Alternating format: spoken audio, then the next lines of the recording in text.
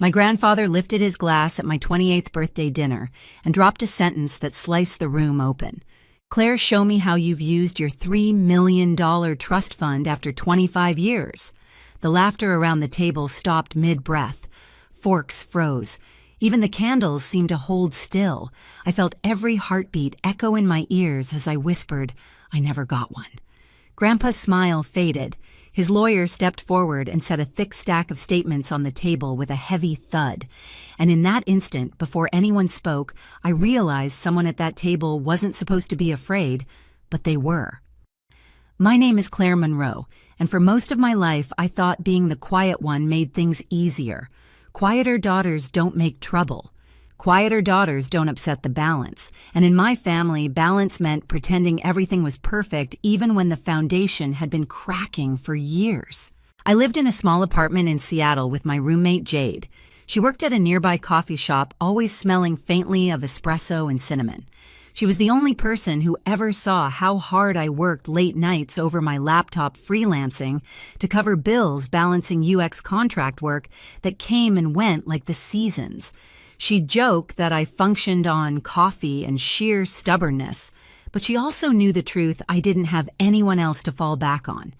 My parents, Elaine and Daniel, lived across the lake in Bellevue, in a house people would call aspirational.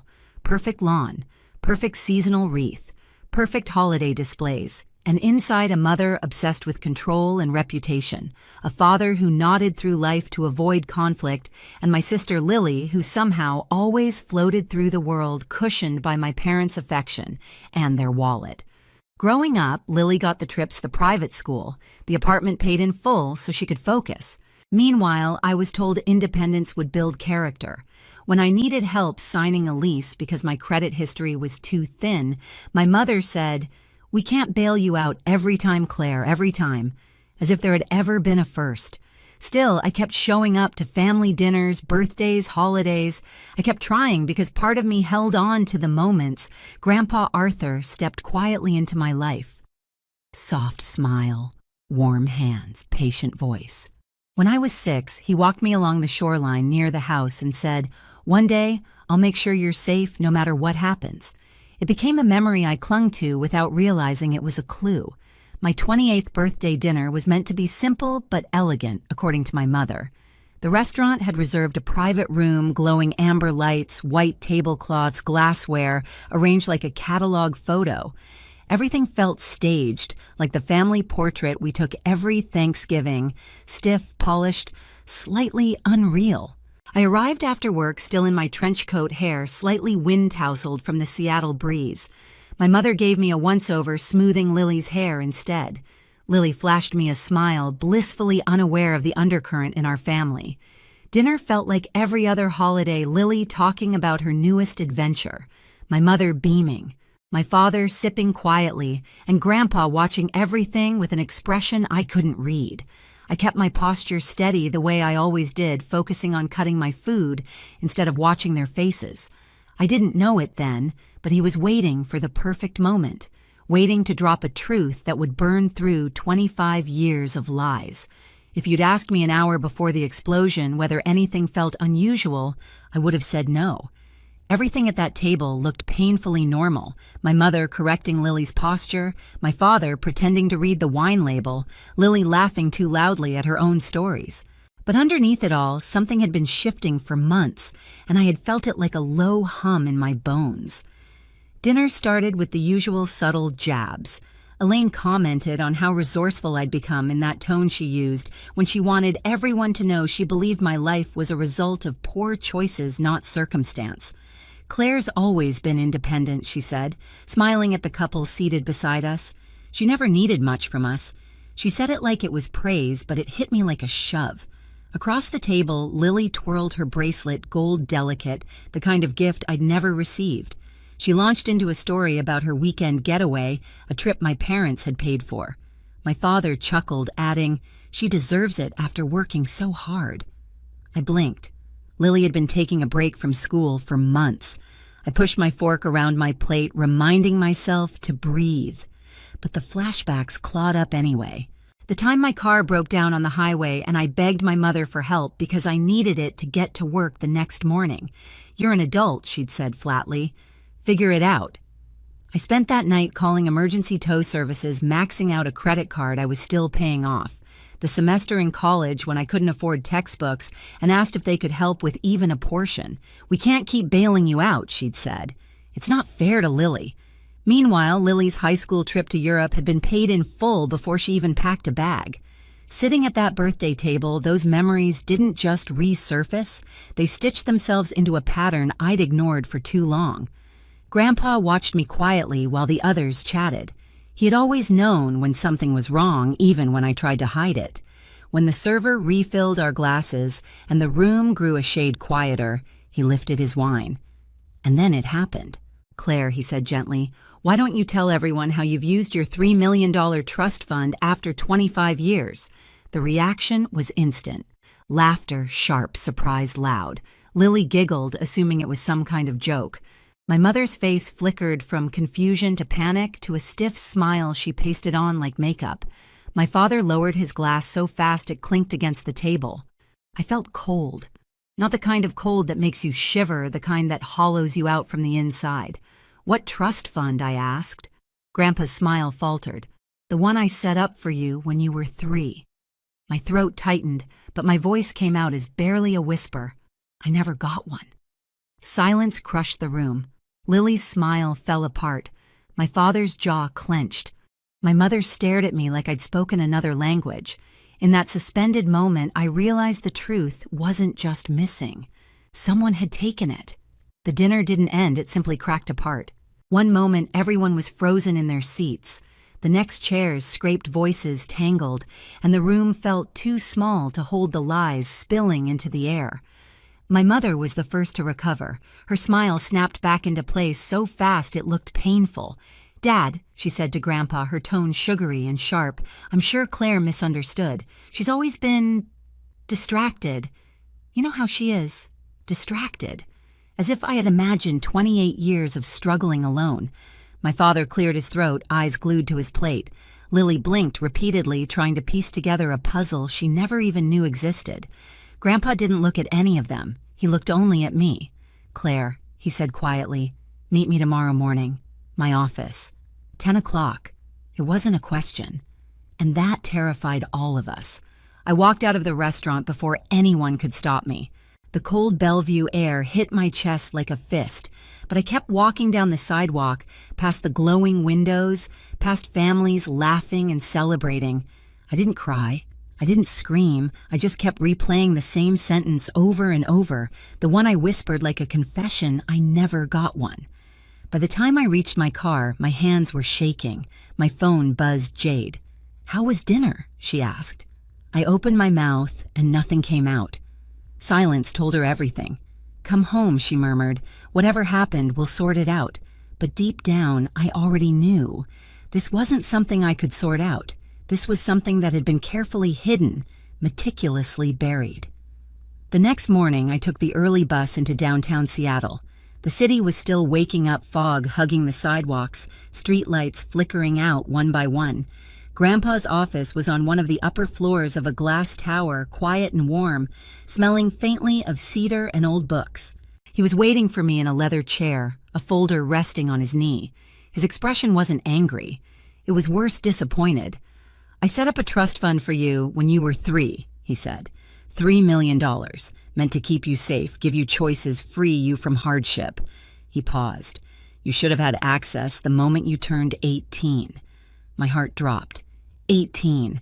I had spent that birthday working a shift at a grocery store. Why didn't I know about it? My voice cracked. Why didn't they tell me Grandpa handed me the folder? Inside was a preliminary audit, lines of withdrawals, transfers, payments, bills. Most recurring, many suspicious, all signed off by the same 2 names, Elaine Monroe, Daniel Monroe. My parents hadn't just hidden my trust fund, they had used it. For 25 years, mortgage payments, home upgrades, Lily's tuition, Lily's apartment, vacations, car expenses, luxury purchases, everything that had always been too expensive for me. I felt a burn rise behind my ribs, anger, grief, Humiliation, realization twisting together in one violent knot. Every time I had worked 2 jobs, every time I'd begged for help, every time I'd swallowed the feeling of being forgotten, it hadn't been fate, it had been theft. Grandpa leaned forward. "Claire," he said, "I hired a legal team. My lawyer Collins will run a full audit, but I need you to decide how far this goes." I stared at the pages, at the small, neat signatures of the 2 people who were supposed to protect me. I want everything I said, every record, every receipt, every dollar. I want the truth. Grandpa nodded once, slow and firm. "Then we'll ask them to come in for a meeting." "I want to be there," I said. "You will," he promised. And for the first time in my life, I wasn't the quiet daughter or the forgotten one. I was the one walking toward the fire, and this time I wasn't the one who'd get burned. The meeting was scheduled for a Thursday afternoon, the kind of cold Seattle day where the sky looked like brushed steel and the air felt heavy enough to press into your lungs. Grandpa insisted it take place in a private conference room inside his building neutral territory, he said. But the truth was he wanted every second of what was about to happen to be documented, witnessed, and impossible for anyone to escape. I arrived early. My palms were sweating despite the chill, but my steps were steady. Jade had hugged me before I left the apartment, telling me I looked like someone stepping into a courtroom and a rebirth at the same time. I wasn't sure what that meant until I saw my reflection in the elevator glass. My posture was straight, my face was calm, and my eyes held something I'd never seen in myself before: resolve. When the elevator doors opened, Colin stood waiting. Grandpa's lawyer looked exactly as he had the first time I met him. Tidy gray hair, tailored suit, and a stack of documents cradled under one arm like a quiet threat. He nodded as if he had already evaluated my emotional state and deemed it stable enough for what was ahead. "They're on their way," he said. I didn't ask who they meant. We both knew. Inside the conference room, Grandpa sat at the head of a long wooden table. His face was unreadable, but the tension in his jaw told me he'd barely slept. When he saw me, his expression softened just a fraction, but it was enough. He reached for my hand, squeezed it once, then released. "You're not alone today," he said. The door swung open. My parents entered first.